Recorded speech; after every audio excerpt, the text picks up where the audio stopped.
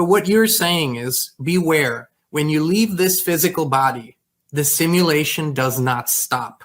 Yeah. Actually, when you leave this physical body, you enter a realm where the simulation originates from. So this is in the astral. Now, what you are saying, and I'll give this away and then I'll give you the stage. You're saying, but beyond this, if you can look further, we are actually exiting the simulation and we're entering what we might call the real thing. With that being said, I'll give you the stage here, David. Take us through it. What happens when we leave the physical body? What's with the light? What's with the fake light? Reincarnation, please. There's so many dots to connect there, and I'll do my best to do it as quickly and briefly as possible. First of all, why is there a simulation? Why is there this matrix that entraps us? How does it entrap us? It entraps us by entrapping our perception. I call the book The Dream because that's what this reality is. It's an induced dream. Years ago, when I was a journalist on newspapers and stuff, I used to wake up in the morning and I'd put the radio on, usually a news show. And then sometimes, several times a week, I'd nod off for a few minutes. It seemed like ages, but it wasn't. And I'd have a dream. This happened several times a week. I'd have a dream. And then I'd wake up and I'd realize that the dream I'd been having was related to the news story on the radio. In other words, my dream had been induced. And what this simulation is an induced dream. And while we believe in it, we hold it together. It controls us because we perceive it to be real.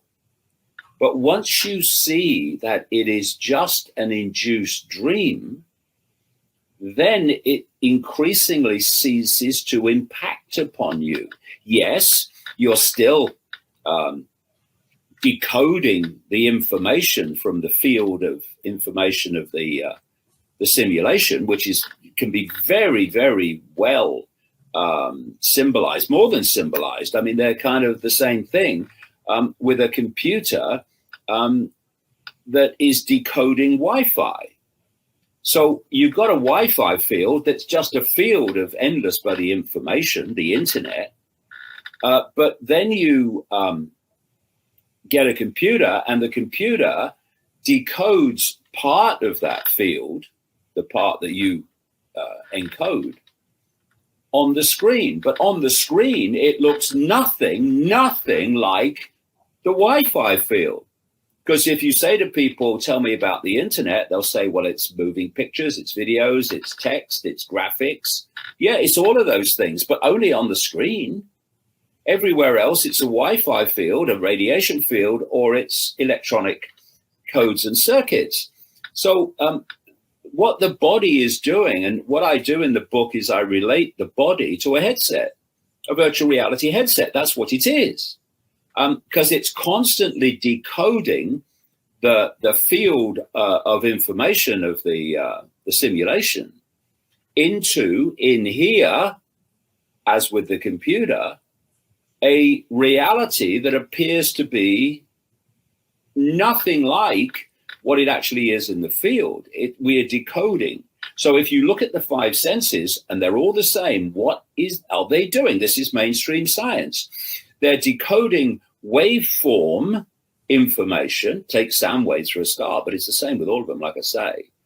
It turns them in those wave frequencies into electrical signals. It communicates them to the brain. The brain has different areas that focus and specialize in particular senses, and then the brain constructs reality from that information, and it appears to be out there, but it's actually in here. Where is the internet when you are working on a computer? Is it here? Is it here? No, it's there. It's in the computer. Same thing.